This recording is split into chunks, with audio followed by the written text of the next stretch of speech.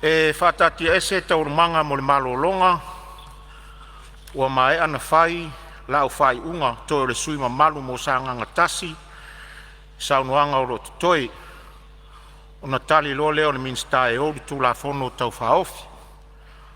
A ole i tu ina atu le avanoa, o te fia whai loa tu pea, ona o lea ua o mata watu, ua se ei le taitai o le tuangai le nafoa o lona i tu malo. Ai le ia toa le luas furfai tu la sa whaia iai le whai unga le Palemene ana nafi. O lea uti taurasanga ina ai le sui mamalu mo le pā, ina ia lo whangia, ma wha alo alongia le whai unga le Palemene. O le tula e se furutasi fast fulu i le tae au na nafi na tu ese ai la wafionga mai taurumanga, mo le luas fulu ma le whai tu la. Lona winga, whita mawhai una e au wai le tula e se furutasi fast fulu le tae au nei. Peitai o lea ua e Sosofa mai le maota, ai o lo ta oto le whai unga le foa ma le Palemene. E la ngona i lava le whanonoa i lo te te le foa ma le Palemene a le atunu. O le upumoni o oe o tangata matua, ua lolo so i fua le Palemene.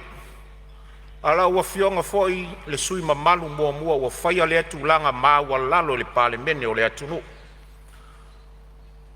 O ona o lo uawa le whaafonga mai le tu malo ai o lau whai unga.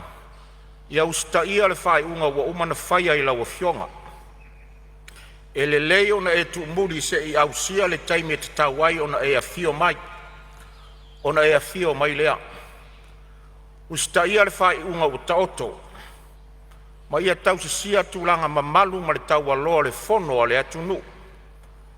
Wau faatonuga lau afioga ina ia e tuumuli nei loa seʻi oo i le itula e sefulutasi fasefulu ona e afio mai lea ma le agaga faaloalo.